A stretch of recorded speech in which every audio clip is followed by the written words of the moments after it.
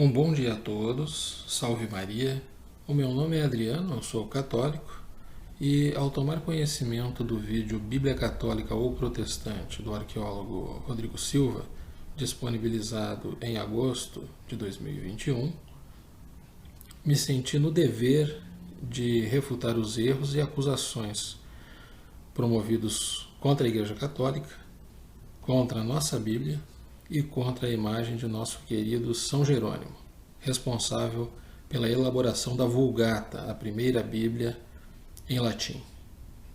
De antemão, eu saliento que esta refutação nada tem contra os protestantes, os quais todo bom católico reza por sua conversão à verdadeira Igreja. Mas sim, devemos combater o bom combate contra pessoas que usam de sua imagem para difamar a única Igreja verdadeira, a Igreja Católica Apostólica Romana. Iniciemos nosso trabalho, então.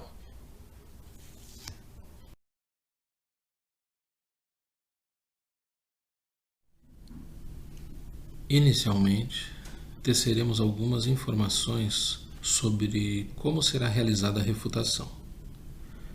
Apresentaremos algumas definições, também faremos uma breve explanação sobre a diferença entre as Bíblias católica e protestante, no que se refere exclusivamente ao número de livros, já que muitas outras diferenças existem. Aproveitando o fato de que o arqueólogo sugeriu a Bíblia King James como uma fonte confiável da Palavra de Deus, a apresentaremos aqui com informações adicionais, ocultadas em seu vídeo. E já que estamos falando de Bíblia, apresentaremos também a Bíblia de Gutenberg, a qual derruba o argumento de que os deuterocanônicos foram reconhecidos pela Igreja Católica somente no Concílio de Trento.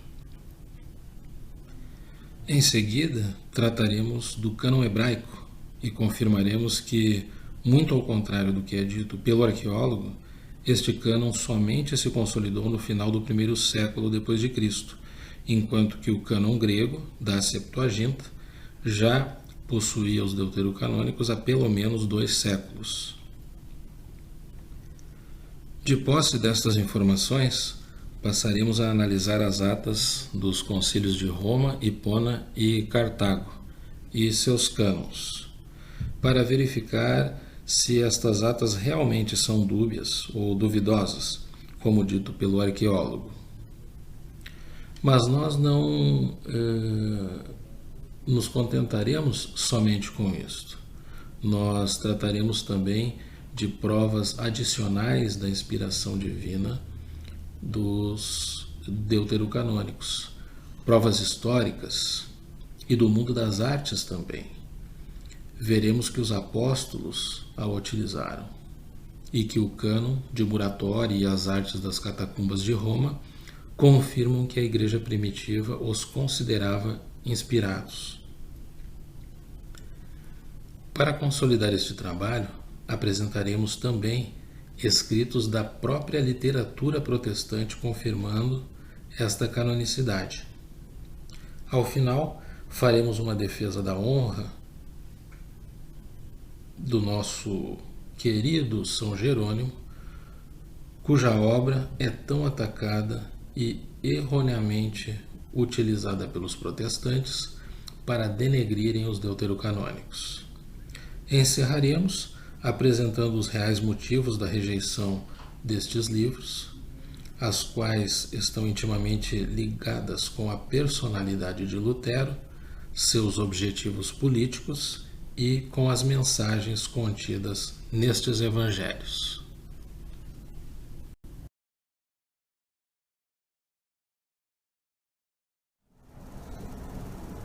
Bem, a refutação será realizada em relação aos principais argumentos apresentados no vídeo do arqueólogo, os quais pretendem convencer o ouvinte de que a Bíblia protestante seria a única inspirada.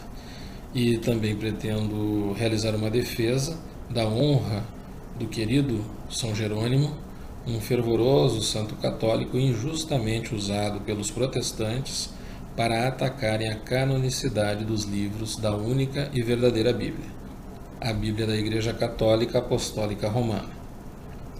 Ao contrário do discurso do arqueólogo, que embasa as suas declarações e conclusões unicamente em seu livro, em suas próprias palavras, não mencionando praticamente nenhuma referência externa, os principais argumentos aqui apresentados neste vídeo serão embasados em fontes de informação primárias e também literatura confiável, as quais serão apresentadas no decorrer deste vídeo.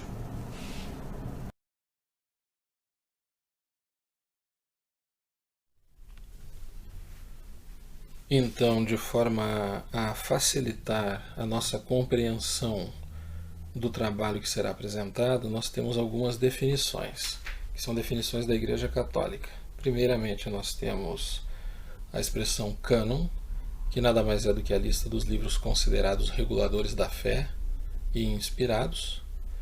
Temos os livros protocanônicos, que são aqueles cuja canonicidade foi estabelecida já no início da Igreja Primitiva.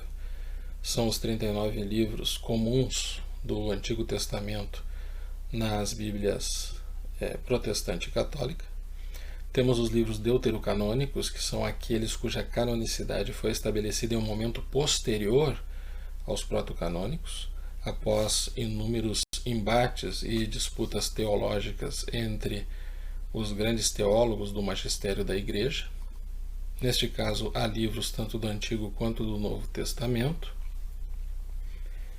Há também livros denominados apócrifos, que são aqueles em que o magistério da Igreja julgou como não inspirados, pois não atendiam a pelo menos a um dos seguintes requisitos: não contradizer as escrituras já canonizadas e ter ampla aceitação na comunidade católica daquela época. Ou seja, se houvesse contradição com livros já canonizados ou não tivesse aceitação da comunidade católica, seria um apócrifo. Aqui tem uma diferença, então, de definição entre católicos e protestantes, pois os protestantes chamam os deuterocanônicos também de apócrifos, erroneamente, claro. Há uma outra expressão denominada concílio, que é uma reunião de bispos para algum propósito específico. Estes concílios podem ser ecumênicos ou universais, que reúnem todos os bispos do mundo, ou concílios regionais ou sínodos, que reúnem uma certa quantidade de bispos de uma determinada região. Temos também a expressão Septuaginta, que nada mais é do que a Bíblia utilizada pelos judeus de Alexandria e do norte da África, e era escrita em grego. E a expressão Igreja Primitiva, que é a igreja dos primeiros séculos do cristianismo. Todos estas expressões, elas constam do livro Que é a Bíblia, de Daniel Hopes, que pode ser encontrado no Brasil em português ou no idioma francês, pela editora Flamboyant.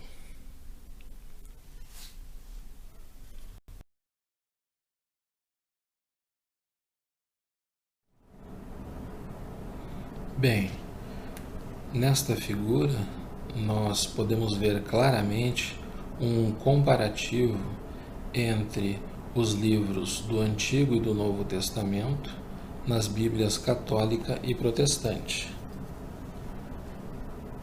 Como podemos ver, a diferença básica entre o número de livros encontra-se no Antigo Testamento, onde a Bíblia católica possui 46 livros e a Bíblia protestante possui somente 39, ou seja, faltam 7 livros denominados deuterocanônicos na Bíblia protestante. E quais seriam esses livros? À direita da tabela, nós vemos que são os livros de Tobias, Judite, Sabedoria, Baruque, Eclesiástico e Macabeus 1 e 2.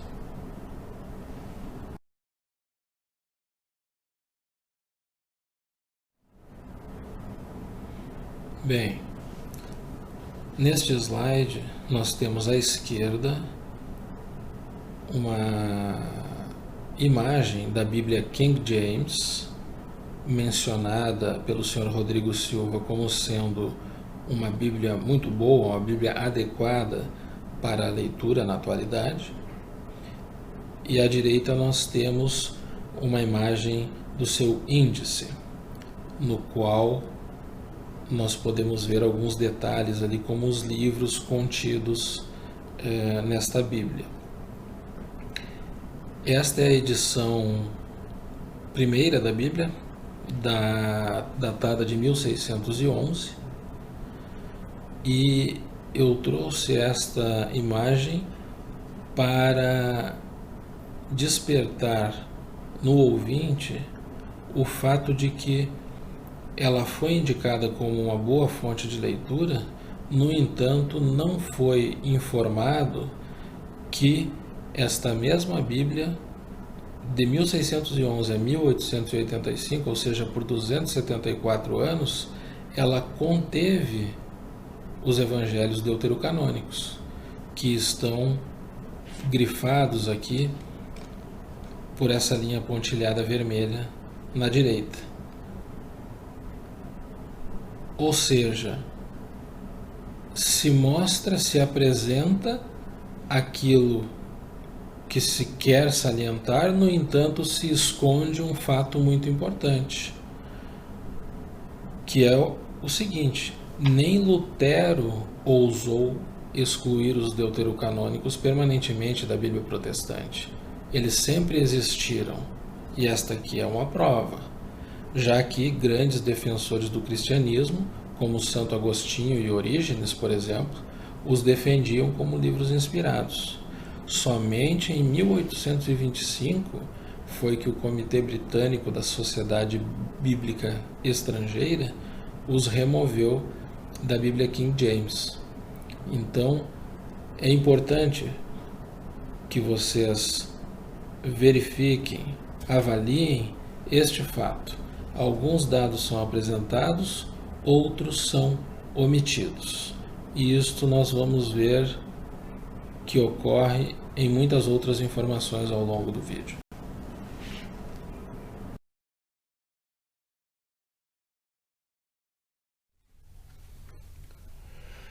Aqui eu também trago para vocês uma outra importante Bíblia da história da cristandade, que é a Bíblia de Gutenberg, que foi o primeiro livro impresso por Gutenberg em seu novo sistema de prensa, no ano de 1450.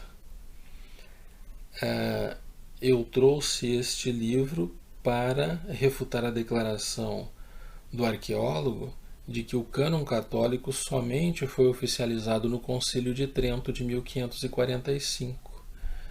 Como todos podem ver nas imagens apresentadas, à esquerda nós temos o índice desta Bíblia e na direita temos os livros de Tobias e de Daniel.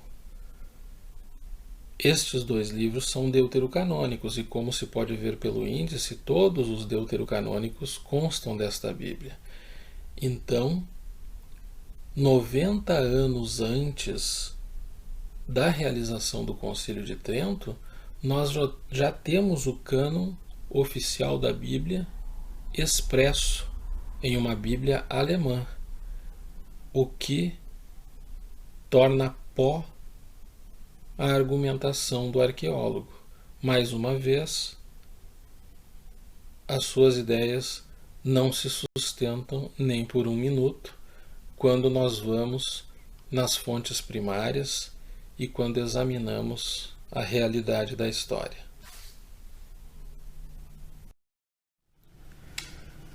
Como vimos no slide anterior, o simples fato de os evangelhos deuterocanônicos constarem na Bíblia de Gutenberg de 1450 derrubam por terra o argumento de que tais evangelhos teriam sido canonizados somente 90 anos depois, no Concílio de Trento. Mas não nos contentemos com isto.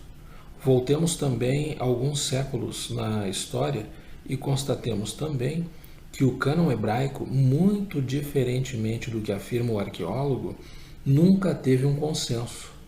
Somente no ano 90 d.C., receosos do avanço do cristianismo, é que foram estabelecidas regras de canonicidade com o claro objetivo de suprimir este avanço.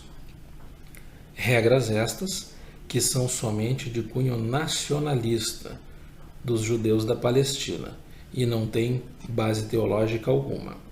Na prática, a realidade histórica não se curva a esse tipo de imposição, pois todo o povo judeu que tinha o grego como idioma seguiu outro cânon, o da Septuaginta de Alexandria, que continha os evangelhos deuterocanônicos, como veremos a partir de agora.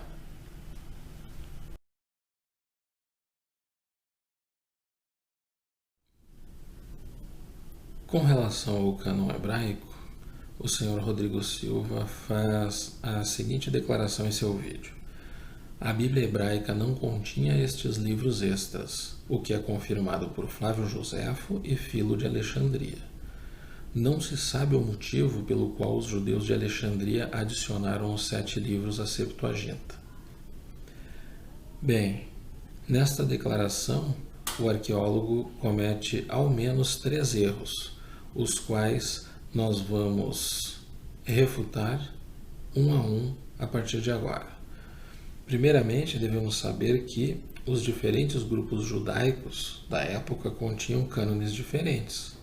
Os saduceus tinham como inspirado somente o Pentateuco. Os samaritanos, semelhantemente a eles, também tinham um Pentateuco, mas que era diferente daquele dos saduceus. Os fariseus da Palestina não tinham fechado seu cânon, assim como os judeus da diáspora. E os essênios, que viviam em comunidades próximas ao Mar Morto, aceitavam o cânon da Septuaginta, além de uma produção literária própria, que era considerada também inspirada. Preste bem atenção agora, Sr. Rodrigo Silva. Já os judeus alexandrinos consideravam os deuterocanônicos como inspirados por Deus. E somente no ano 90 d.C. é que os judeus de Jâmnia, pretendendo abafar o crescimento do cristianismo com a disseminação dos evangelhos e cartas apostólicas, ou seja, com a pregação dos apóstolos, definiram as seguintes regras para determinar a inspiração divina de textos. Quais são essas regras? São 4. Primeira, o texto não poderia ter sido escrito fora da terra de Israel. Então, livros escritos no exílio da Babilônia, por exemplo, não teriam valor. Segunda regra é que somente textos escritos em hebraico poderiam ser considerados inspirados. Terceira regra, somente textos com datação limitada a Esdras. E quarto, não poderia haver contradição com a Torá ou a lei de Moisés. Aí fica uma pergunta ao senhor Rodrigo Silva. Por um acaso existe algum critério preponderantemente teológico nessas 4 regras apresentadas? Eu não vejo uma preponderância da teologia. Eu vejo aqui um receio de que a pregação dos apóstolos se espalhasse e fosse adotada pelos judeus. Então, isto é um critério nacionalista, um critério baseado no medo. E o senhor Rodrigo Silva, deveria saber de tudo isso que eu estou falando, ao invés de ficar pousando de profundo conhecedor da história da Bíblia, deveria ir estudar as verdadeiras fontes bibliográficas que tratam desse assunto, para não mentir e nem passar vergonha. Mas bem, agora vamos ver o que um colega seu protestante e que estudou verdadeiramente a história da Bíblia e da Igreja diz a respeito deste assunto.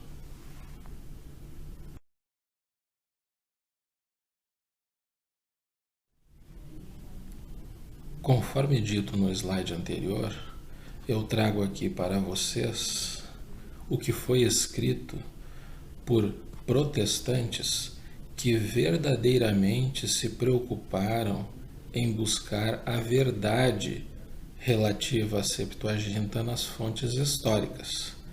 Primeiramente, nós temos aqui o grande historiador protestante J.N.D. Kelly, que declara em seu livro Doutrina Cristã Antiga o seguinte, abre aspas, deveria ser observado que o Antigo Testamento, admitido como autoridade na Igreja, era algo maior e mais compreensivo que o Antigo Testamento protestante. Ele sempre incluiu os chamados apócrifos ou deuterocanônicos. A razão para isso é que o Antigo Testamento que passou em primeira instância nas mãos dos cristãos era a versão grega conhecida como Septuaginta. O senhor ouviu bem, senhor Rodrigo Silva? Era grega, não era hebraica. A maioria das citações nas escrituras encontradas no Novo Testamento são baseadas nelas, preferencialmente, do que na versão hebraica. Olha só que interessante, não é? Citações de sabedoria, por exemplo, ocorrem em Clemente e Barnabé. Policarpo cita Tobias e o Didaché, ou Didaquê, como alguns dizem, cita Eclesiásticos. Irineu se refere à sabedoria, à história de Susana e Baruque. O uso dos deuterocanônicos por Tertuliano, Hipólito, Cipriano e Clemente de Alexandria é tão frequente que referências detalhadas são necessárias. Então isso está no livro Early Christian Doctrine, de J.N.D. Kelly, nas páginas 53 e 54, de 1978. Mas não é só ele. Nós temos também um outro escritor protestante, Timothy Michael Law, que escreveu o livro Quando Deus Falou Grego, a Septuaginta e a Criação da Bíblia Cristã, que é professor renomado na Europa e transita entre grandes universidades. Ele também fez uma excelente pesquisa relativa à Septuaginta. E diz o seguinte, abre aspas, a Septuaginta lança a luz sobre o desenvolvimento do pensamento judaico, que é essencial para a compreensão do Novo Testamento. Agora escute bem, os autores do Novo Testamento usam a Septuaginta com mais frequência do que a Bíblia hebraica. A teologia da igreja primitiva foi moldada e derivada da Septuaginta. Ouviu bem, senhor Rodrigo Silva? A Septuaginta é uma testemunha importante de um texto hebraico alternativo que às vezes era mais antigo que o texto massorético. Massorético é escrito no hebraico antigo, não é? Então essa falsa noção de que havia um consenso nos primeiros séculos relativo ao cânon hebraico, isto está somente nos seus escritos, senhor Rodrigo Silva, porque aqueles que escrevem a história baseada na verdade e são seus colegas protestantes, eles não concluíram isso. Então nós vemos que quando se quer velar alguma informação, quando se esconde a verdade, se pode falar qualquer coisa que os desavisados que não correm atrás da verdadeira informação podem ser ludibriados, enganados. Então, aqui eu lanço um apelo para você que é protestante, não dê ouvidos a qualquer bobagem que é dito por seu pastor, por seu teólogo, que é embasado somente no que o outro falou. Não, tem que se embasar em estudos de fonte primária, em documentos reais, pois senão nós somos enganados facilmente. Sigamos com o nosso trabalho.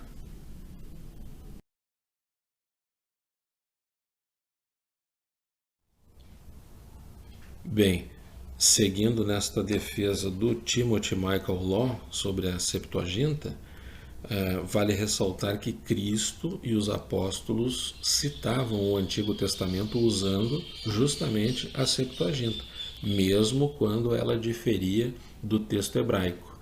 E aqui existem comparações que vocês mesmos podem fazer nas Sagradas Escrituras, por exemplo, comparando Mateus e Isaías, Atos dos Apóstolos com Gênesis e Hebreus com Salmos. Nestes casos, nestes exemplos, apesar do texto hebraico do Antigo Testamento utilizar alguns termos com uma determinada interpretação, Jesus e os apóstolos utilizavam a interpretação grega, que é a da Septuaginta. E os fariseus não os condenavam por isso. Então, das 350 citações que o Novo Testamento faz do Antigo Testamento, 300 são da Septuaginta. Se o cânon da Septuaginta estivesse errado, ou se o cânon completo hebraico já estivesse pronto, os judeus teriam o melhor argumento para acusar Cristo e seus apóstolos. Bastava dizer que eles usavam uma versão não inspirada da Bíblia, porém isso nunca aconteceu. Mais uma prova de que a Septuaginta era a palavra utilizada pelos apóstolos. Aqui temos um ponto importante, um exemplo a salientar. Por exemplo, em Mateus, comparando-se com Isaías, Mateus usa o termo grego para se referir a Maria como uma virgem, enquanto que o texto hebraico usa a palavra jovem. Claro, usa a palavra jovem porque eles não admitem a virgindade perpétua de Nossa Senhora. Por quê? Porque eles não acreditam que Jesus seja Deus. É simples assim. Passemos para o próximo ponto.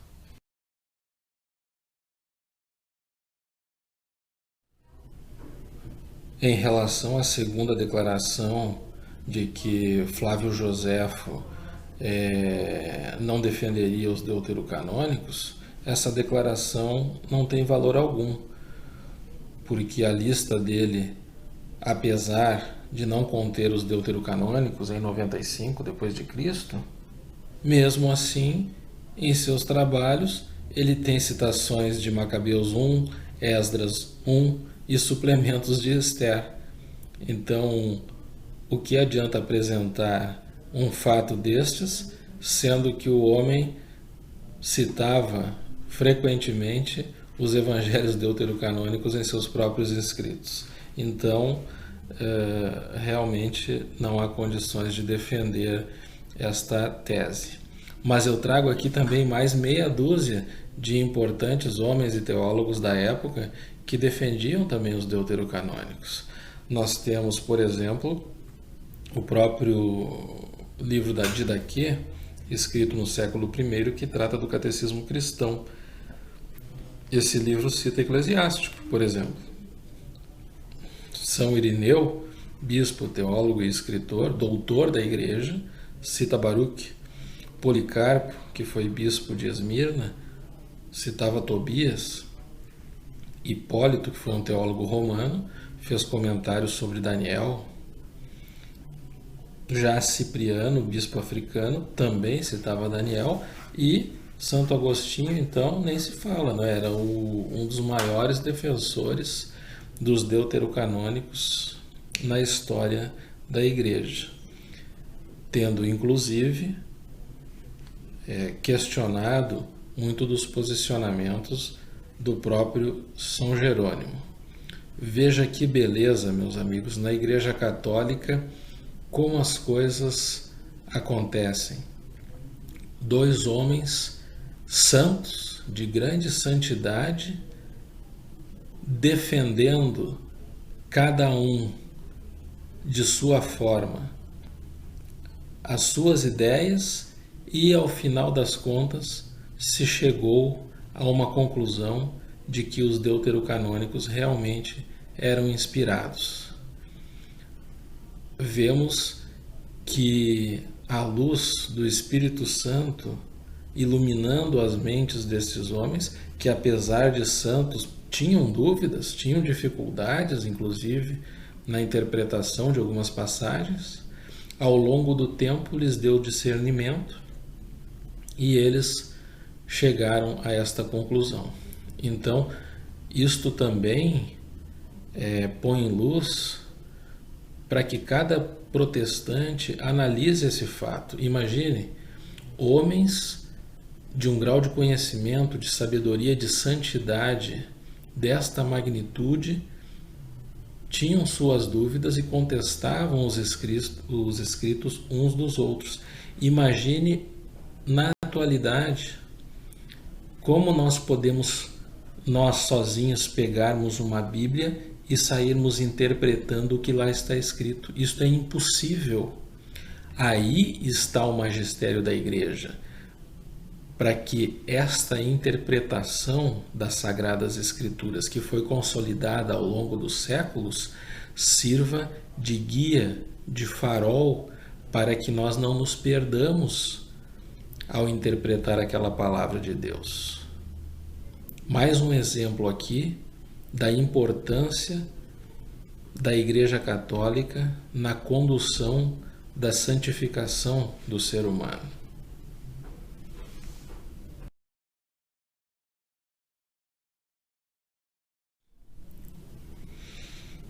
Com relação ao comentário feito a respeito do judeu Fílon de Alexandria, que não reconheceria a canonicidade dos deuterocanônicos, eu só posso imaginar que o arqueólogo realmente desconhece a vida desse homem. Só pode, porque o primeiro livro que se pesquisar a respeito dele vai se chegar à conclusão de que ele defendia os deuterocanônicos e a Septuaginta. Nós temos aqui algo que não é dito por mim, mas sim pelo historiador britânico F.H. Colson, em um livro que ele fala sobre a vida de Moisés, em que ele diz o seguinte, abre aspas, sentados aqui em reclusão, sem nenhum presente, exceto os elementos da natureza, terra, água, ar, céu, cuja gênese seria o primeiro tema de sua revelação sagrada, pois as leis começam com a história da criação do mundo, os escribas tornaram-se como que inspirados e escreveram, não cada um algo diferente, veja bem, mas a mesma palavra por palavra, como se ditada a cada um por algo invisível. No entanto, quem não sabe que todas as línguas, em especial o grego, são abundantes em termos e que o mesmo pensamento pode ser colocado de muitas formas, mudando palavras isoladas e frases inteiras e adaptando a expressão à ocasião, então aqui Fílon está demonstrando o quão impressionado ele está pelo fato de que aqueles 70 rabinos que foram chamados pelo rei Ptolomeu a Alexandria para escreverem a Bíblia, que é a Septuaginta, ele se impressionou com o fato de que cada um destes rabinos, escrevendo a sua versão da Septuaginta, ao final verificou-se que os textos eram, ele diz aqui, idênticos nos livros, né? Mas pensemos que as ideias eram as mesmas. Então, olhem que informação impressionante esta, que leva-nos até a pensar na possibilidade realmente da inspiração divina desta Bíblia. E não sou eu, não é um papa que está dizendo isso, não é um católico, é um historiador britânico com base em documentos de uma fonte primária, escrita em grego, que eu vou apresentar para vocês nos próximos slides.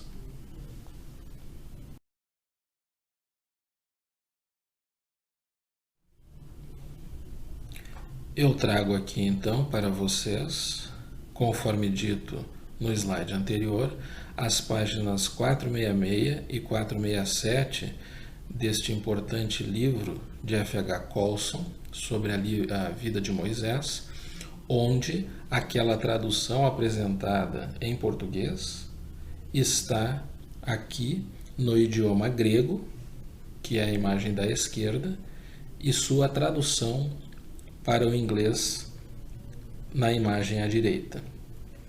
Então, não há como contestar que Philon, muito ao contrário do que é dito pelo arqueólogo em seu vídeo, era um conhecedor e um defensor da Septuaginta e, automaticamente, dos deuterocanônicos que nela constavam.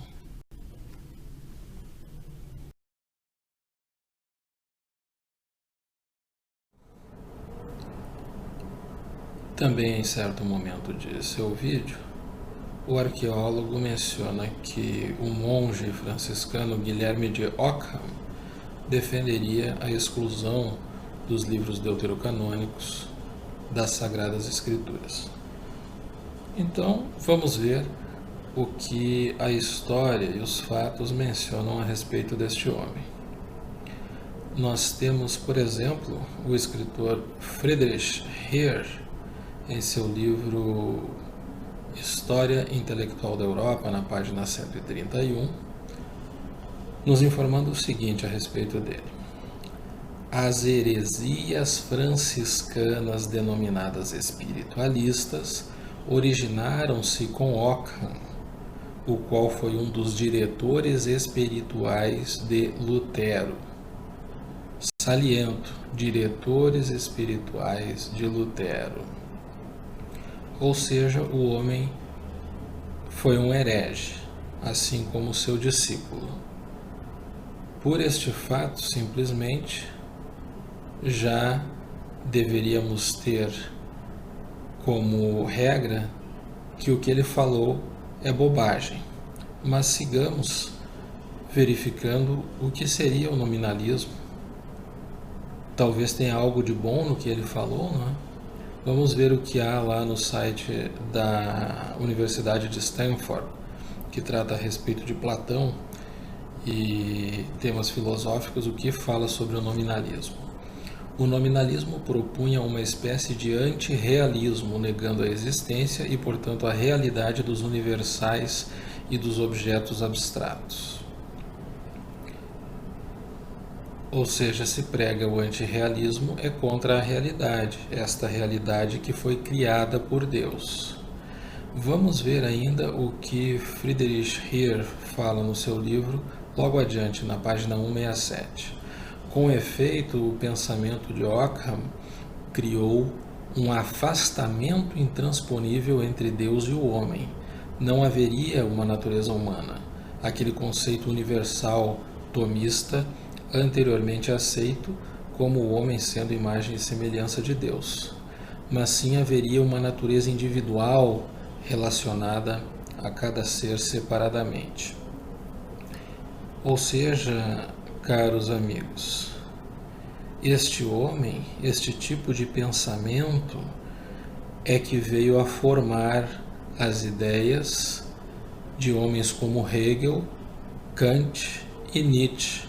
Posteriormente, basta estudar a vida destes homens e suas bases filosóficas. Homens estes cujas filosofias serviram de base para a Revolução Francesa e Revolução Comunista nos séculos posteriores. Eu acho que é desnecessário seguirmos na avaliação deste homem. Fica sob sua análise, sob o seu critério, avaliar se realmente ele foi alguém de confiança, alguém que defendeu a palavra de Deus. Sigamos para o próximo tópico.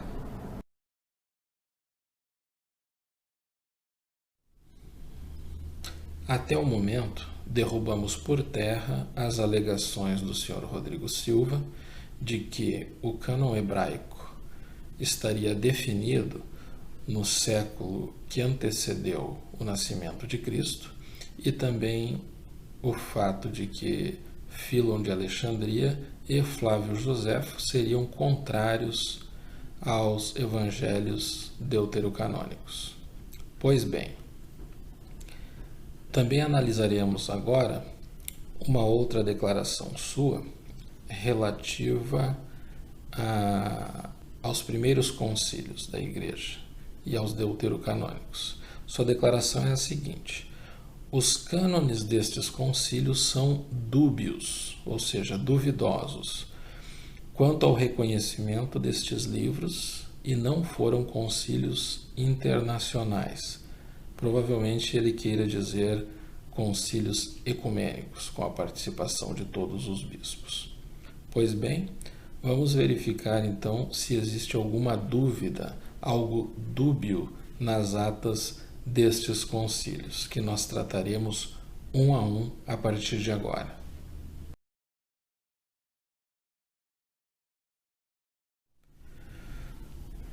Vejamos então o que consta nas atas do Concílio Regional de Roma, realizado em 382 d.C., sob a autoridade do Papa Dámaso I.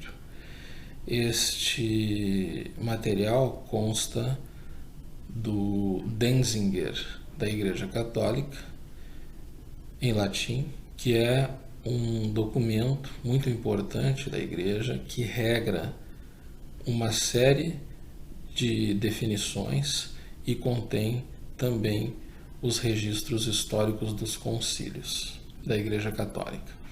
Então, no seu parágrafo 179, ele menciona o seguinte: mas agora devemos discutir as Escrituras divinas, o que a Igreja Católica Universal aceita e ou o que deve ser evitado. A ordem do Antigo Testamento começa, e aí são citados os livros do Antigo Testamento. Da mesma forma, a ordem dos profetas: Isaías, livro 1, Daniel, livro 1, Jeremias, livro 1, Tobias, Ester, Esdras, Judite e 2 livros de Macabeus. Um detalhe importante aqui que o escritor J.E. Steinmiller salienta em seu livro Estudo Comparativo das Escrituras é que o livro de Jeremias ele engloba nos escritos de alguns autores o livro de Baruch e a epístola de Jeremias do hebraico para o grego. Então, ora está escrito como Jeremias, ora pode estar especificado como Baruch ou a epístola. Então, eu pergunto a vocês: há alguma dúvida com relação a este parágrafo? É tão difícil de compreender quais são os livros citados neste parágrafo? Eu penso que não. Mas o senhor Rodrigo Silva teve dificuldades e não compreendeu isto. Diga-se de passagem que isto não é nenhuma dificuldade de interpretação de texto, pois citações não são necessárias serem interpretadas, basta serem lidas. Então, o homem simplesmente tem dúvidas e problemas graves com relação ao idioma português. Ele não consegue ler uma citação e compreendê-la.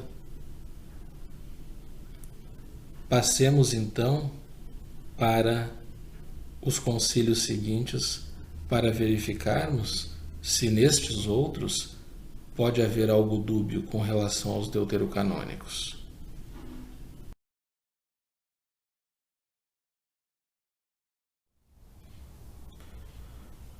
Com relação ao concílio de Hipona, ou sínodo de Hipona, eu trouxe aqui também uma citação de um outro livro de Charles Joseph Heffer, que trata da história dos concílios cristãos.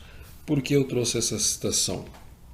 Porque no caso deste sínodo, os documentos realmente foram extraviados ao longo da história.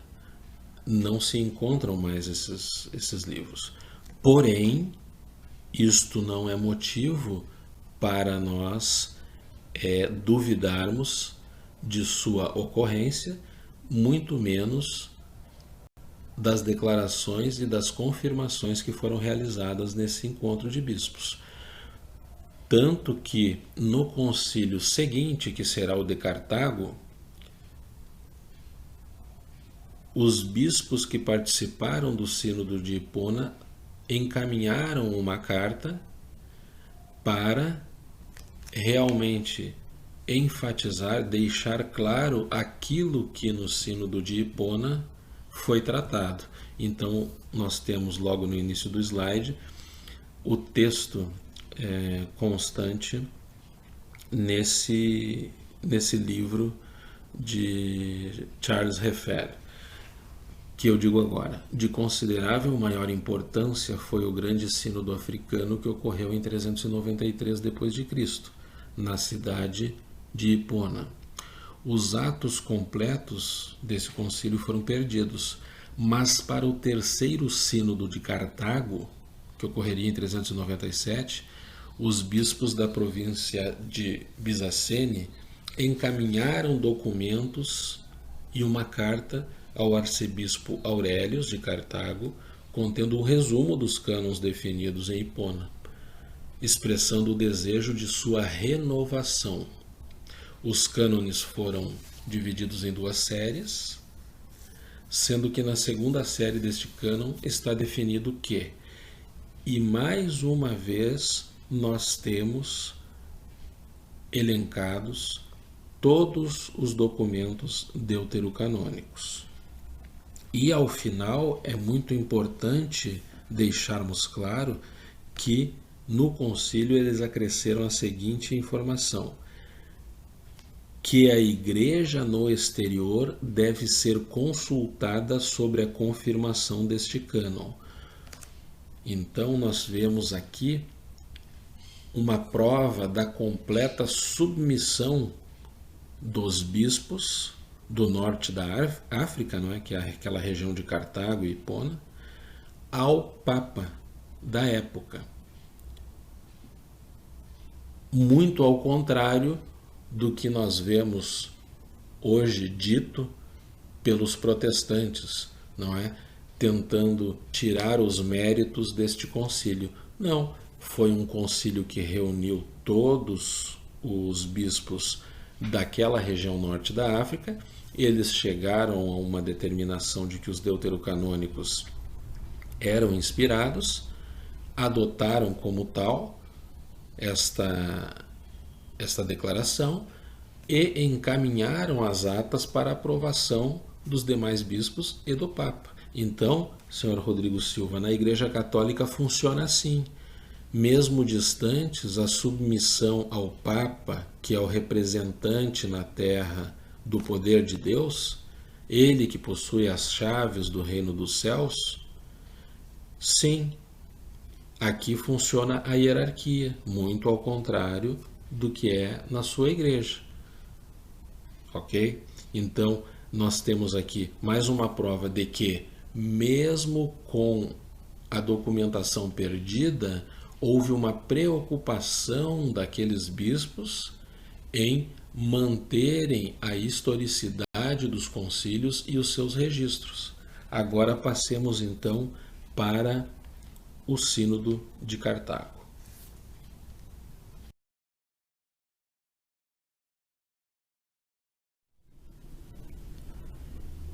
Antes de lhes apresentar a ata do Concílio de Cartago, eu penso ser importante também mostrar-lhes uma carta do Papa Inocêncio I ao bispo de Toulouse, no ano de 405, onde ele também confirma a canonicidade dos deuterocanônicos.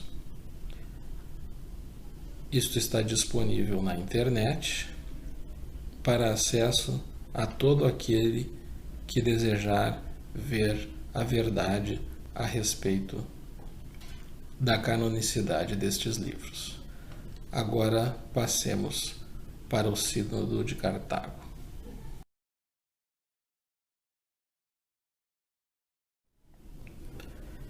Em relação ao terceiro e quarto Concílio Regional de Cartago, realizado no período de 397 a 419 d.C., nós também trazemos aqui o parágrafo 186 da ata deste concílio, que também consta no Manual da Igreja Católica Denzinger, em latim. Então, novamente, nós temos todos os livros do Antigo e do Novo Testamento elencados juntamente com os 7 livros deuterocanônicos. Acrescido a isso, nós temos ainda um comentário dos bispos deste concílio, dizendo que a igreja no exterior deve ser consultada sobre a confirmação deste cânon. Então aqui são refutadas estas duas declarações do arqueólogo. Primeiro, de que haveria algo dúbio nas atas dos concílios. Nós vemos aqui claramente que ou há uma dificuldade gigantesca dele na compreensão do texto no idioma português, ou realmente é uma declaração mal intencionada, de má índole. Aí fica a critério de vocês definirem o que pensam ser. E também nós verificamos que a declaração de que o concílio não teria reunido todos os bispos da época, isto é plenamente aceitável nos primórdios da Igreja e até alguns séculos atrás, inclusive, em vista das condições adversas da época, não é? Deslocamentos gigantescos, períodos de guerra, dificuldades de locomoção. Então se faziam estes sínodos regionais, mas, como está aqui no último parágrafo, se submete os resultados, as definições, à confirmação da igreja no exterior. O que é a igreja no exterior? É o Papa. O Papa lá na Itália, no Vaticano. Sigamos então com o nosso estudo.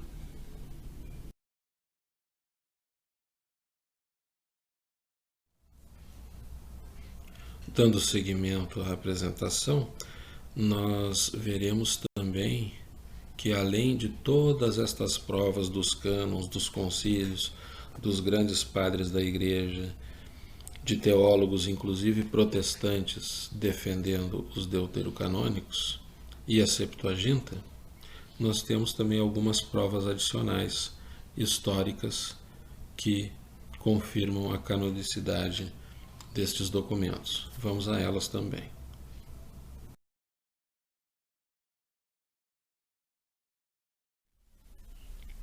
A primeira das provas adicionais que demonstraremos é o famoso Cânon de Muratori, que herdou este nome de seu descobridor, Lodovico Muratori, que trabalhou na Biblioteca Ambrosiana de Milão. Este é um manuscrito do século IV, que menciona um documento escrito em Roma no final do II século, o qual reproduz a lista de livros pertencentes ao Novo Testamento, a qual é a mesma da Igreja Católica de hoje, com exceção de 2 epístolas. Vejam agora o que é de nosso interesse. Neste documento, o livro da sabedoria de Salomão, ouçam bem, o livro da sabedoria consta como livro inspirado e pertencente ao Novo Testamento. Então aqui temos a história vindo em nosso auxílio para confirmar a canonicidade do livro da sabedoria, que é um deuterocanônico. E vejam bem, esta não é uma conclusão minha. Eu simplesmente apresento as informações, os fatos constantes no famoso livro Cânon Muratori, uma lista do quarto século, de Albert Sandberg. A imagem do cânon está apresentada à direita do slide, bastante desgastada pelo tempo.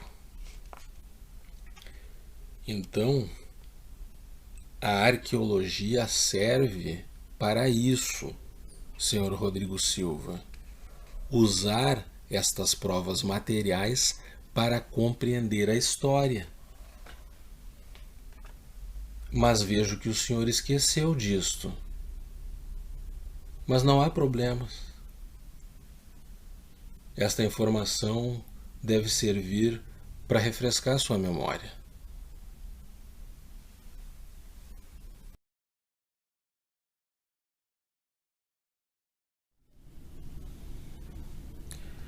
Ainda falando deste livro de Albert Sandberg, que trata da definição do cânon católico para o Novo Testamento, ele menciona o seguinte: é interessante observar-se que em Atanásio não somente o livro da sabedoria é excluído da lista canônica do Antigo Testamento, mas ele também preocupa-se em dizer que o escrito O Pastor de Hermas não é canônico, e esta também foi a preocupação do autor da lista de Muratori. E, surpreendentemente, outro padre oriental, Epifânio, em Chipre, omite os escritos da sabedoria de Salomão de sua lista do Antigo Testamento, mas o inclui juntamente com Sirac como parte de seu cânon do Novo Testamento. Eu penso ser importante nós termos ciência destas informações para termos uma ideia de quanto debate, de quantas discussões ocorreram com relação a onde alocar estes livros e a sua canonicidade. Então aqui mais um registro deste Albert Sandberg, que, diga-se de passagem, é do Seminário Teológico Protestante da Universidade de Harvard.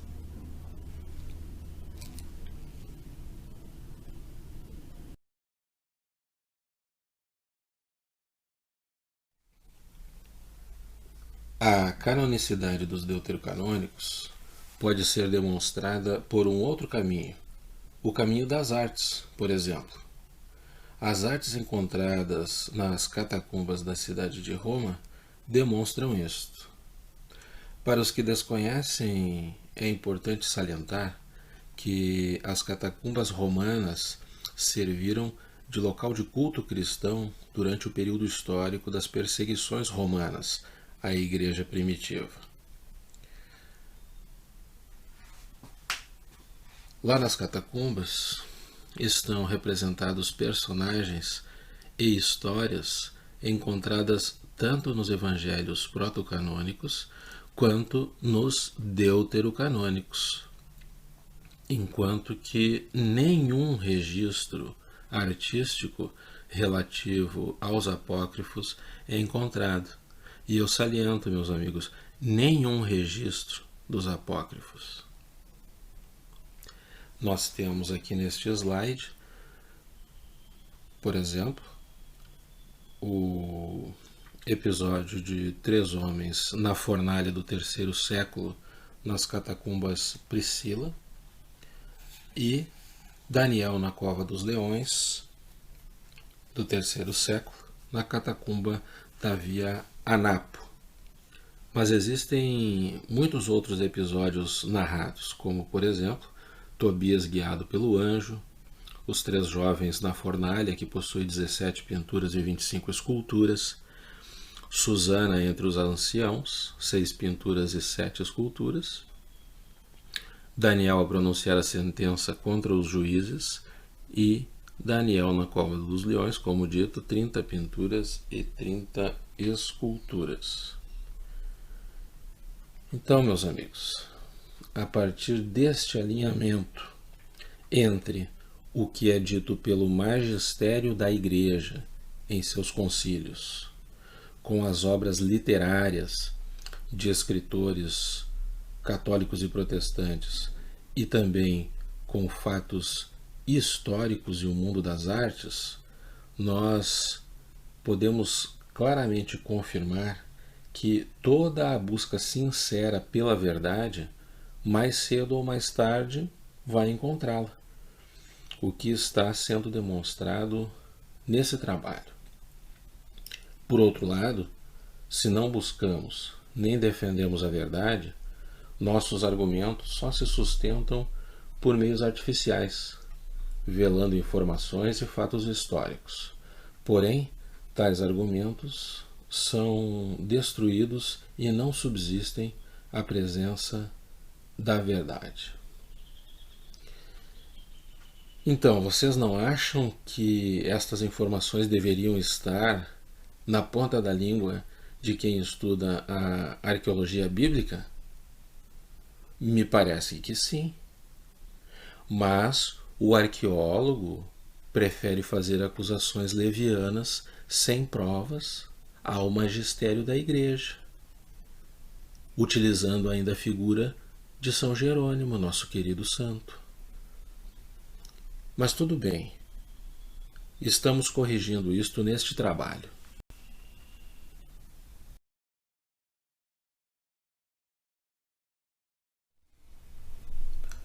Agora nós passaremos a analisar a vida de São Jerônimo e comentários feitos por escritores antigos e de nosso tempo a respeito de sua defesa dos deuterocanônicos. Isso para contestar as alegações de Rodrigo Silva de que o próprio São Jerônimo os excluía de seus escritos, não os defendia. Vamos ver em mais detalhes como isso aconteceu. Em certo ponto do vídeo, o arqueólogo declara o seguinte: São Jerônimo não aceitava os deuterocanônicos. O Papa Damaso é que o obrigou a colocá-los na Vulgata. Bem, meus amigos, é de fundamental importância que, quando analisemos a vida de alguém para avaliarmos a posição sua a respeito de um determinado assunto, façamos uma análise de todo o conteúdo de sua obra e não tomemos uma frase ou um texto que outro somente, pois ao longo da vida, de sua jornada como escritor, ele pode se contradizer, pode se explicar sobre certos posicionamentos, mudar de opinião com base em novos fatos que venham a ocorrer. Mas me parece que o Sr. Rodrigo Silva não compreende isso. O arqueólogo simplesmente toma alguns momentos iniciais da carreira de São Jerônimo, onde ele tem dúvidas sobre a canonicidade dos deuterocanônicos, e documentou tais dúvidas, submetendo-as ao magistério da Igreja, e o arqueólogo apresenta isso como se fosse o resultado completo da obra do santo. Aí eu pergunto a vocês, um posicionamento desses que não apresenta as declarações de São Jerônimo favoráveis aos deuterocanônicos, e mais ainda, não apresenta a sua mudança de posição após ouvir as definições do magistério da Igreja, é um posicionamento justo? Ainda mais que estamos falando de uma pessoa do seu nível teológico? Nós precisamos analisar o todo. É o que faremos agora e que o próprio teólogo protestante J.N.D. Kelly fez, mas o Sr. Rodrigo Silva não fez. Vamos ver o que ele diz. Segundo J.N.D. Kelly, um dos maiores patrologistas protestantes, São Jerônimo citou na teoria os deuterocanônicos como não canônicos, isso por questões táticas e pelo seu embaraço ao citar livros não aceitos pelos judeus. Esta foi a atitude que, com concessões temporárias por razões táticas ou outras, ele manteve para o resto de sua vida, na teoria pelo menos, pois na prática ele continuou a citá-los como se fossem escritura. O senhor ouviu bem, senhor Rodrigo Silva? Continuou a citá-los como escritura. Então, como veremos mais adiante, São Jerônimo se deslocou para a Palestina para desenvolver o seu hebraico e traduzir o Evangelho para o latim, gerando a Vulgata, a primeira Bíblia da Igreja primitiva. Mas, como veremos, esse aprendizado não foi gratuito, pois apesar de o ensinarem o idioma, os hebreus faziam de todo o esforço para que a tradução fosse agradável aos rabinos e à antiga lei, o que significava a não aceitação dos deuterocanônicos. Ou seja, seus escritos permaneciam constantemente sob a análise e o crivo da comunidade judaica, que reprovava o que não lhes agradava. Então, senhor arqueólogo, compreende que São Jerônimo viveu sob a pressão e o crivo dos rabinos enquanto permaneceu na Palestina. E somando-se a isto, ainda havia as inúmeras discussões e debates teológicos sobre canonicidade de muitos evangelhos. Discussões estas que estavam em pleno andamento, ao contrário do que o senhor diz no seu vídeo. Mas agora escute bem, senhor arqueólogo. Assim que o magistério da Igreja confirmou a inspiração divina dos deuterocanônicos, São Jerônimo prontamente os aceitou e nunca mais mudou sua opinião. Aqui na Igreja Católica, senhor arqueólogo, as coisas funcionam assim. Há autoridade. Existe algo denominado magistério da Igreja, que o senhor não tem na sua igreja e que serve como um farol para guiar a Igreja Católica nos momentos de indefinição. Não é como no protestantismo, que na primeira divergência entre dois pastores, cada um corre por um lado e cria sua própria igreja, resultando no quê? Nas mais de 20.000 designações protestantes que nós temos na atualidade. Compreendeu?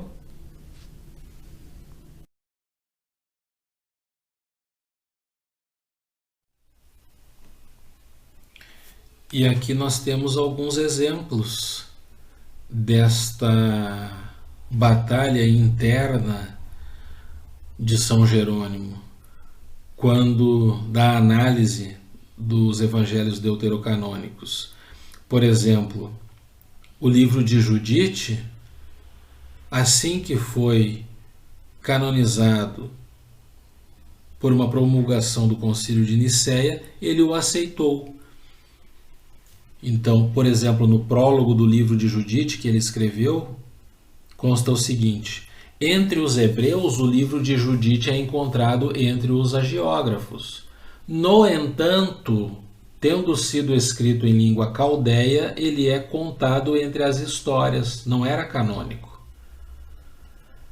Mas porque este livro é encontrado pelo Concílio de Nicéia, sendo contados entre os números das Sagradas Escrituras, tenho concordado com o seu pedido, de fato, uma ordem.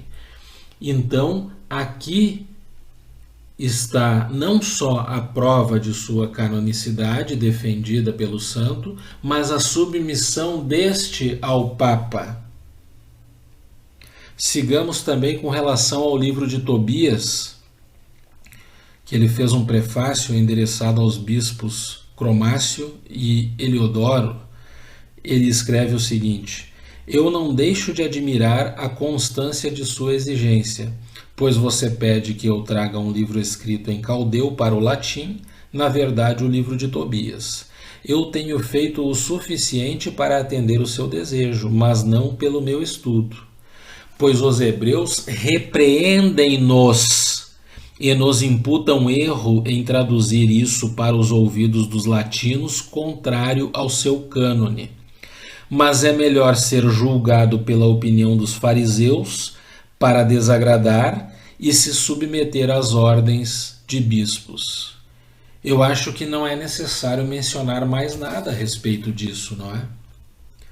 Aqui fica patente essa pressão, esse ímpeto dos judeus que o cercavam em impedir de todas as formas que ele traduzisse os deuterocanônicos. Por isso ele levou alguns anos para que essa ideia, essa canonicidade, fosse admitida por completo. Mas para sabermos isto, precisamos ler a história da vida do santo. Precisamos ler uma literatura adequada nos dias atuais. E não ficarmos simplesmente no diz-que-me-diz-que de um pastor ou um outro teólogo protestante sem peso algum. Sigamos.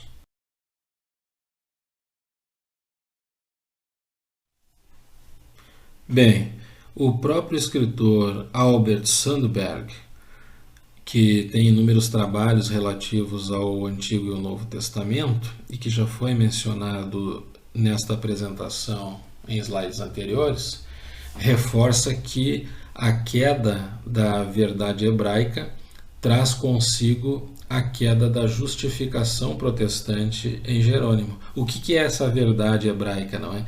É aquela ideia que havia no primeiro século de que só haveriam livros inspirados por Deus quando escritos na língua hebraica. E isso caiu por terra, diz ele em seu livro. Mas agora foi demonstrado que o caso de Jerônimo cai irremediavelmente por terra. Qualquer apelo continuando dos reformadores até Jerônimo e o cânon hebraico vem a ter este mesmo fim. E qualquer doutrina protestante de canonização que leva a sério a questão do uso cristão e do patrimônio histórico e espiritual levará finalmente para o Antigo Testamento cristão, tal como definido na Igreja Ocidental no final do quarto e o início do século V. Então, ele está atestando que os deuterocanônicos, irremediavelmente, vindos da Septuaginta, são inspirados por Deus e estão no cânone da Igreja Católica. Orígenes, que era outro escritor e filósofo da época, contrapõe Jerônimo, salientando que na Igreja de Cristo da época inúmeros textos de fonte exclusivamente grega compõem as Escrituras. Diz ele em seu trabalho, sua carta de Orígenes a Africano, no parágrafo 2. Você começa dizendo que quando em minha discussão com o nosso amigo Bassus, eu usei a escritura que contém a profecia de Daniel, quando ainda jovem, na questão de Susana, e que eu fiz isso como se tivesse me passado que esta parte do livro era espúria. Você alega que tais escritos são falsos, porque só se encontram no grego e não no hebraico. Em resposta a isso, digo que há muitas outras passagens que, como a história de Susana, que é recebida por toda a Igreja de Cristo, e subsistem apenas no grego e não no hebraico. Ademais, todas podem ser encontradas em Áquila e Teodósio. Então aqui nós temos tanto Orígenes confirmando sua defesa dos deuterocanônicos, quanto um registro histórico desta oscilação de Jerônimo em admitir a sua canonicidade. E isso ocorreu ainda no início de seu trabalho, como eu disse anteriormente, e que posteriormente nós vamos ver que ele segue a doutrina da Igreja, o magistério da Igreja, e considera os deuterocanônicos do meio para o final de sua vida como inspirados por Deus.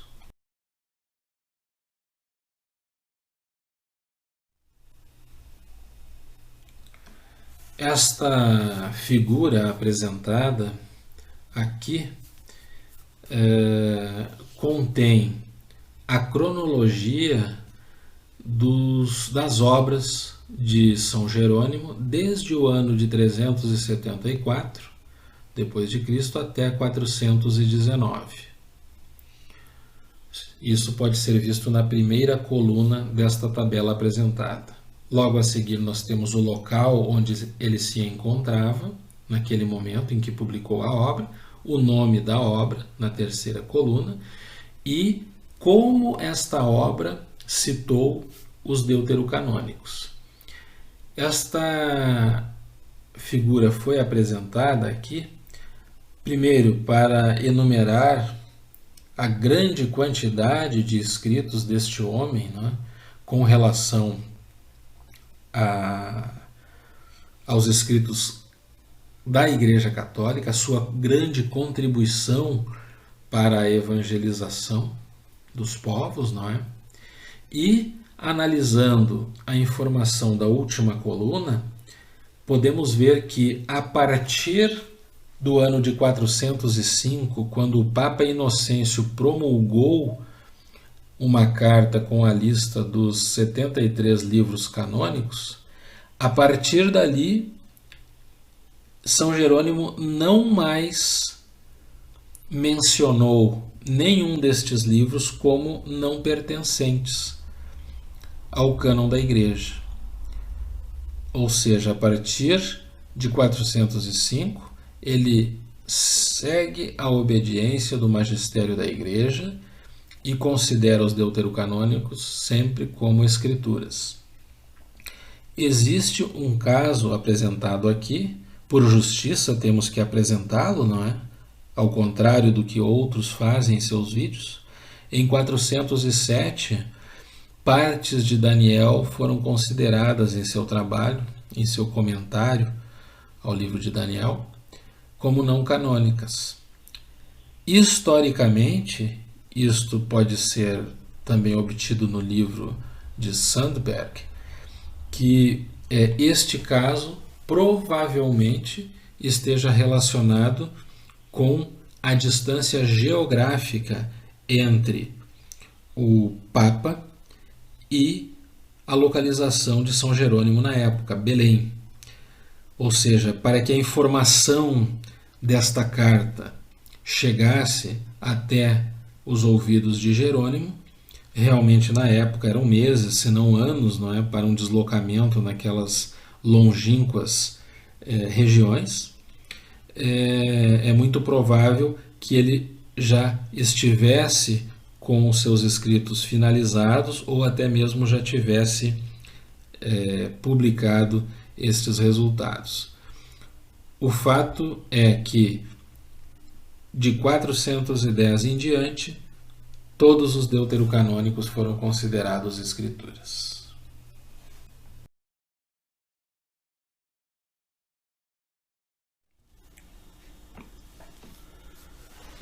Bem, também temos uma declaração do Sr. Rodrigo Silva em seu vídeo, onde ele menciona, com aquele tom de soberba e um certo desdém, não é? Que Jerônimo fez um bom trabalho. O que é típico destes pastores e teólogos protestantes que se escondem atrás de uma religião de um livro e não a religião verdadeira, que é a religião de uma pessoa, nosso Senhor Jesus Cristo. Então eu trouxe aqui alguns fatos importantes da vida de São Jerônimo para nós avaliarmos se realmente o adjetivo utilizado pelo arqueólogo está de acordo com a estatura moral e intelectual deste grande santo da Igreja Católica. Bem, logo no início de sua infância, ele teve um chamado de Deus através de um sonho, onde Jesus disse a ele que ele não seria um cristão, mas sim um ciceroniano. Isto porque ele vinha se dedicando muito às leituras de Cícero, que realmente era um grande escritor, escrevia muito bem, belos poemas e tratados, porém Jerônimo estava com uma dedicação muito grande a esse tipo de literatura e estava esquecendo da sua vida cristã. A partir dali, então, ele tomou o caminho do deserto e se tornou um eremita e fez todo o trabalho que nós conhecemos hoje em dia. Ele permaneceu então como eremita no deserto durante 4 anos, onde era tentado pelo demônio e vivia junto a toda a sorte de feras e animais peçonhentos. Conhecia pelo menos 4 línguas, não é? O grego, o hebreu, o aramaico e o latim. Foi o responsável então pela Vulgata Latina, não é? Que foi a primeira Bíblia escrita em latim. Realizava jejuns de até uma semana. Teve como inspiração 3 santos: São Gregório Nazianzo, São Basílio e São Gregório de Nissa. Ainda fundou 2 ordens monásticas enquanto estava no deserto, uma masculina e outra feminina. Ordens monásticas estas, senhor Rodrigo Silva, que permitiram que, com a queda do Império Romano, vencido pelos bárbaros, estes bárbaros fossem evangelizados. E com sua evangelização, estes bárbaros passaram a defender a religião cristã frente à invasão islâmica. Então, este homem que o senhor diz que fez um bom trabalho, não é? Ele simplesmente é responsável pela existência da sua igreja e da minha igreja. Pois se não fossem essas ordens monásticas criadas por ele e por outros santos, talvez nós teríamos hoje como religião, aqui nas Américas, o Islã. Então eu penso que o senhor deve ter muito cuidado na hora de atribuir um adjetivo, porque a diferença entre bom e ótimo, ou bom e excelente, é muito grande. Bom trabalho faço eu, faz você quando vai todo dia pela manhã ao serviço e ganha o pão de cada dia com o suor do seu corpo. Isso é um bom trabalho, não é? Não está fazendo nada mais do que a obrigação frente à sua família, não é? Agora, homens desta magnitude, homens desta coragem, desta determinação, que recebem este tipo de convite de nosso Senhor Jesus Cristo e deixam um legado para a humanidade que até hoje pode ser visto e lido, eu creio que mereça um adjetivo diferente do que o adjetivo bom.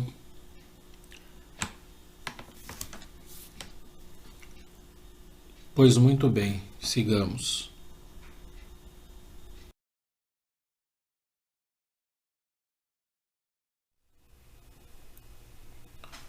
Bem, outra declaração do arqueólogo em seu vídeo é a de que no livro 1 Macabeus 9:27 é dito que quando este foi escrito já havia acabado o tempo dos profetas. E isto justificaria um período intertestamentário em que não houve nenhuma inspiração divina ou nenhuma profecia. E ele menciona a passagem: assim houve grande angústia em Israel, como nunca havia ocorrido desde o tempo em que os profetas deixaram de aparecer entre eles.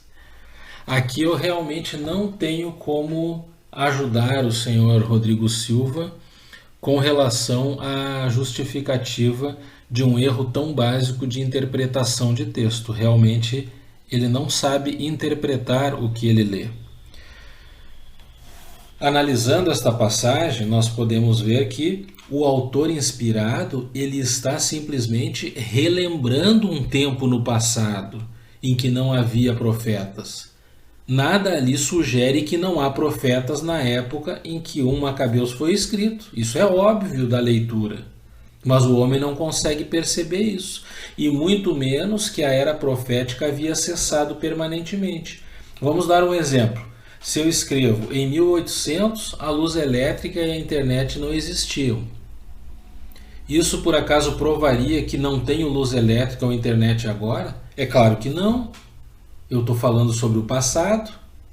Na verdade, tanto Macabeus 1, 4:46 ou Macabeus 1, 14:41 sugerem que o povo esperava que outro profeta surgisse em breve, pelo menos durante a vida de Simão, que era o sumo sacerdote. E o autor inspirado fala simplesmente da falta de profetas entre eles, não entre os macabeus que estão narrando a história. Outra coisa, podemos ver que tem uma contradição, porque o próprio Salmo 74, 9, que é considerado inspirado em ambas as Bíblias, ele aparentemente foi escrito em uma época sem profetas. Então, o que diz nesse salmo? Não vemos nossos sinais, já não há profetas, e não há entre nós quem saiba por quanto tempo.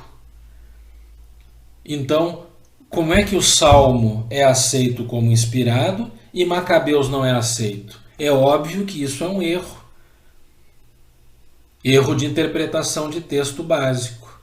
Mas o que é isso? Isso é um erro lá que vem desde a revolta de Lutero, que prega a existência de um período intertestamentário de 400 anos de silêncio, né, no qual toda a revelação cessou, incluindo profetas, escritura. Então isso aí é uma confusão entre o que é profético e o que é inspirado. O senhor Rodrigo Silva, eu acho que não sabe o que é isso.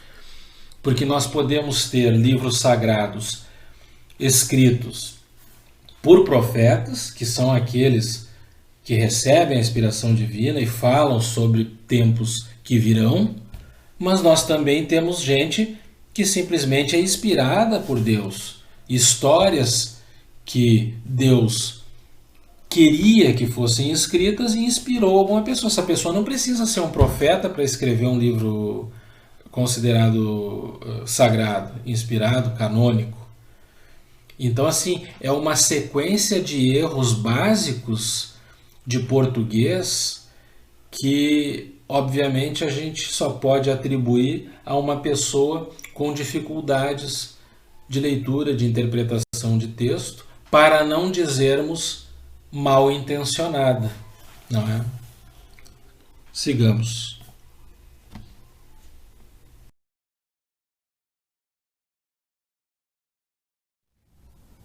Considerando o que foi apresentado até o momento, concluímos que a canonicidade, a inspiração divina dos deuterocanônicos é inegável e irrefutável. Mas então o que explicaria o fato deste erro ter se perpetuado até os dias atuais? Bem, para compreendermos isto e finalizarmos o nosso trabalho, precisamos analisar as raízes do protestantismo. Como para isto precisaríamos de outro vídeo, e não temos este tempo aqui, tomemos o ícone do protestantismo, Martinho Lutero, e analisemos a sua personalidade, e veremos que a revolta conduzida pelo herege espelha exatamente as suas fraquezas, seus medos e sua soberba, os quais formam a base de sua doutrina. Isto é muito importante estar claro em suas mentes. A base da doutrina protestante é proveniente da personalidade de Lutero. E sendo os deuterocanônicos os livros que mais claramente contrapõem essa errônea doutrina, isto significaria a ruína das bases de sua religião. Para informações detalhadas sobre as origens do protestantismo, deixo na descrição deste vídeo um link de um artigo meu publicado no site católico Gaudium Press. Lá você verá as raízes gnósticas e ocultistas das seitas protestantes.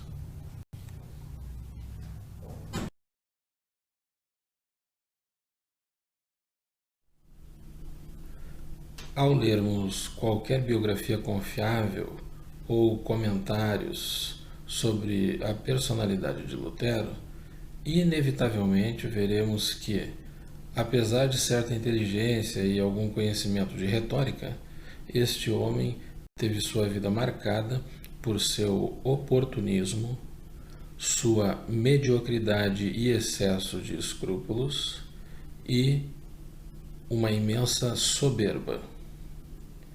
Vamos analisar então cada um destes pontos a partir de agora e verificar a sua conexão com as ideias por ele defendidas.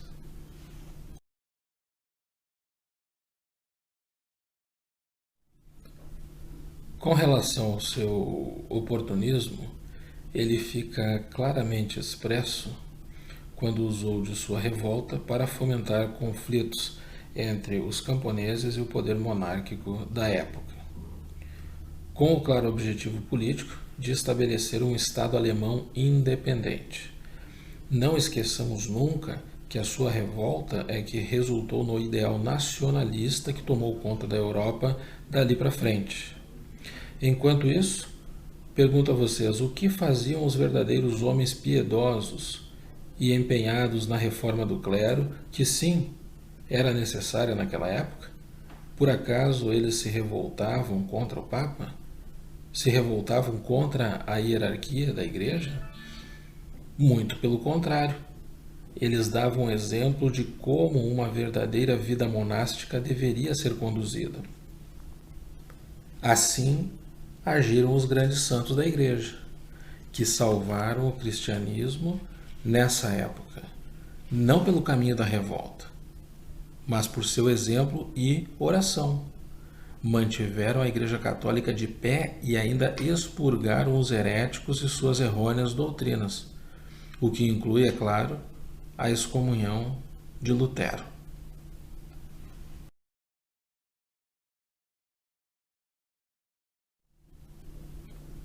Já sua mediocridade e excesso de escrúpulos são marcas registradas de algumas de suas principais declarações, as quais são apresentadas pelos próprios escritores protestantes. Vejamos algumas delas.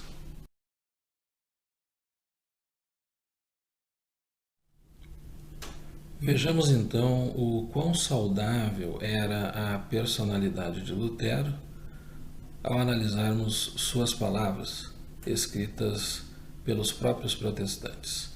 A seguir, então, são apresentados escritos e comentários sobre a vida do herege, redigidos até mesmo por figuras de sua própria religião, que reforçam o seu desespero resultante da incompreensão da misericórdia divina e também desespero para a interpretação adequada das Sagradas Escrituras. Nós temos no livro um reexame da visão de Lutero sobre o estado da morte, de Trevor O'Hagill, o qual é do Seminário Teológico Adventista do Sétimo Dia, que nos diz o seguinte, abre aspas, a teologia de Lutero foi forjada no cadinho de sua luta para encontrar perdão e paz por seu sentimento avassalador de culpa. Ele tinha uma aguda sensação de miséria e se sentia como se estivesse no equilíbrio entre a vida e a morte.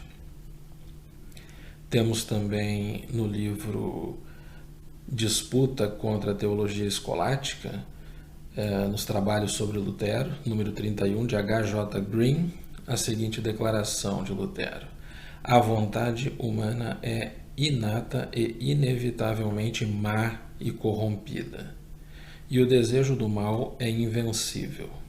Pergunto a vocês se esta ideia é a ideia que realmente emana de uma mente sã, uma mente saudável. Temos também o livro Lutherleben de A. Haushat, na página 30, em que Lutero diz o seguinte: somente eu é que sou tão tentado? De fato, em toda parte eu via visões horríveis e aparências de fantasmas. E por fim, temos o livro Briefwechsel, volume 1, página 16, de E.L. Enders, onde Lutero diz o seguinte: confesso-te, dizia um amigo, que minha vida mais e mais se aproxima do inferno. Torno-me sempre pior e mais execrável.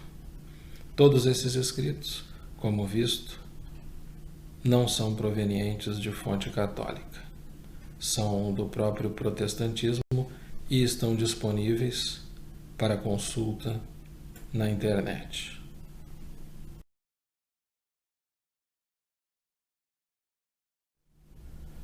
Nas declarações apresentadas, percebe-se nitidamente a sua incapacidade em compreender o modo como Deus opera a sua graça.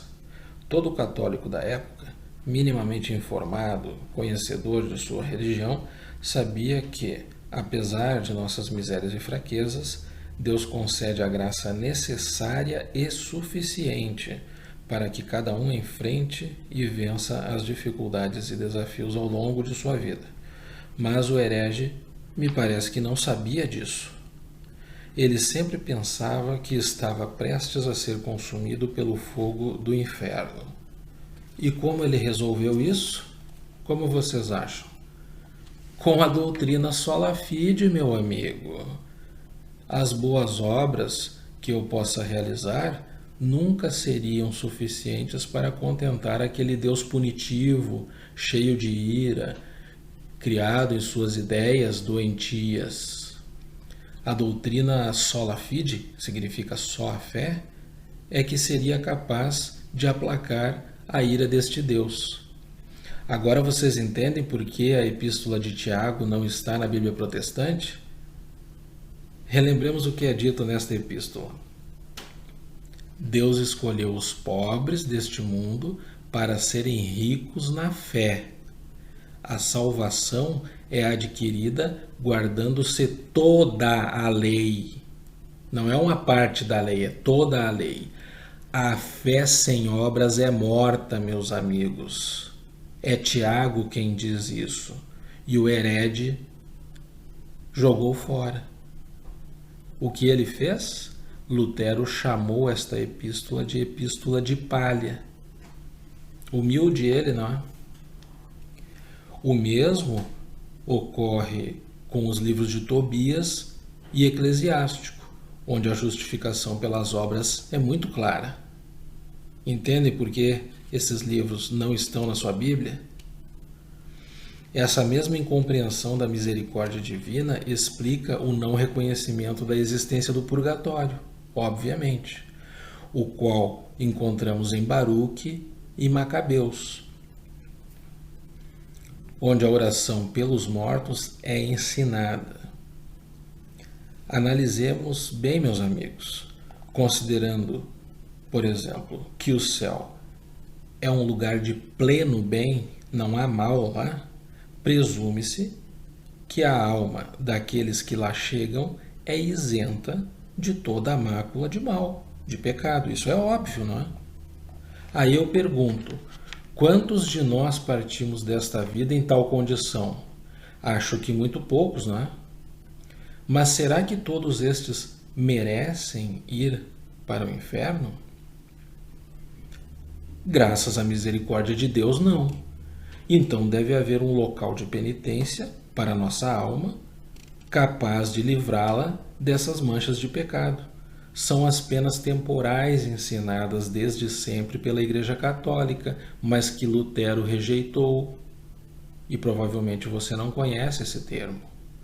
Mas um mínimo de raciocínio e boa vontade nos leva a esta conclusão.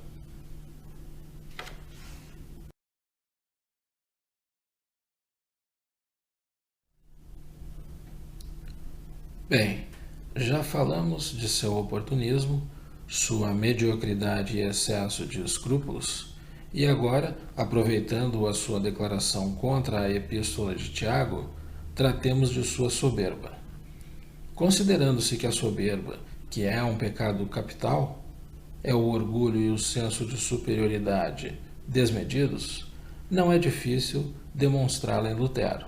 Basta lembrarmos que quem foi capaz de suprimir livros e passagens já canonizadas pelo magistério da Igreja e também de alterar os seus textos, certamente não estava imbuído do menor senso de humildade e cuidado na preservação da fidelidade à palavra de Deus.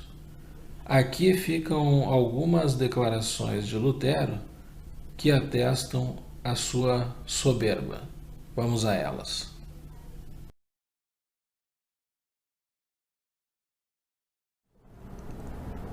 Para traçarmos um breve panorama da soberba de Lutero, eu trouxe aqui algumas citações da literatura protestante que se encontram disponíveis na internet. É importante salientar que sempre que aparecer Weimar, esta é uma edição crítica completa que inclui todos os escritos de Martinho Lutero, bem como suas declarações orais em latim ou alemão registradas por outros.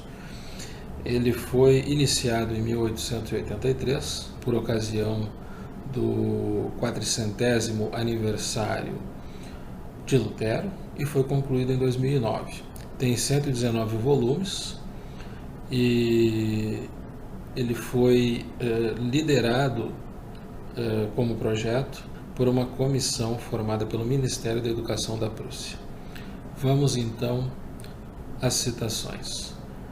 Primeiramente, Christian von Bünzen, em 1868, no volume 3 de sua obra, afirma que há 3.000 passagens falsificadas na Bíblia de Lutero. Quem diria, hein? 3.000 passagens. Franz Funk Brentano, em sua obra Lutero, também cita a obra Conversas à Mesa, da editora Weimar, onde Lutero, surpreendentemente, diz que Deus age como louco ou como tolo. Já a obra A Igreja, a Reforma e a Civilização, também das edições Weimar, volume 10, tem a citação de Lutero que diz o seguinte: quem não crê como eu é destinado ao inferno. Minha doutrina e a doutrina de Deus são a mesma coisa. Meu juízo é o juízo de Deus. Poxa, gostaria eu de ter esta humildade. Temos também, ainda no Conversas à Mesa, volume 2, página 107, citado por Funk Brentano, uma declaração longa demonstrando, como diz ele, não é, que Cristo foi adúltero. E aí encontra-se a citação que eu nem mencionarei. Fica para vocês este registro.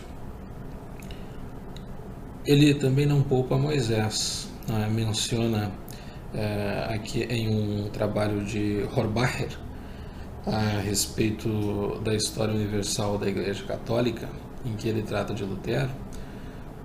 Lutero diz o seguinte: quanto a Moisés, tendo-o por suspeito, como o pior dos heréticos, um homem excomungado e danado, que é pior ainda que o próprio diabo, é o inimigo do Senhor Jesus Cristo.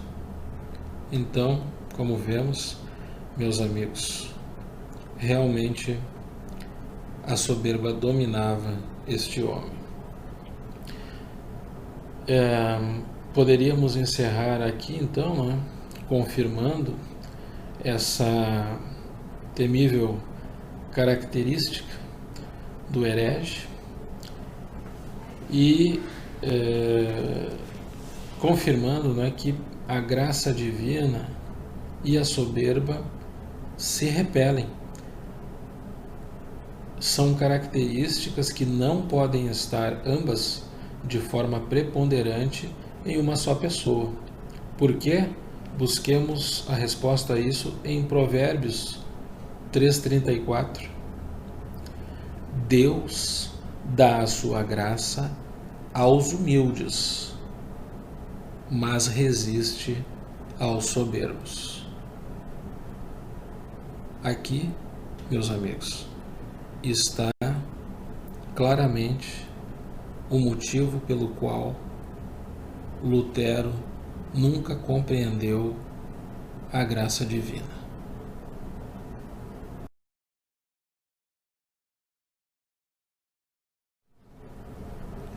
Bem, meus amigos, para encerrarmos e contrapondo todo o mal que foi feito por Lutero, eu deixo aqui a lembrança de que sempre teremos dois grandes guardiões da Igreja Católica: Nossa Senhora e o anjo Gabriel. Estes que sempre demonstraram obediência e fidelidade a Deus e a Jesus Cristo. Você, que é protestante, nunca tema buscar a verdade, pois ela nos libertará. Será uma jornada difícil?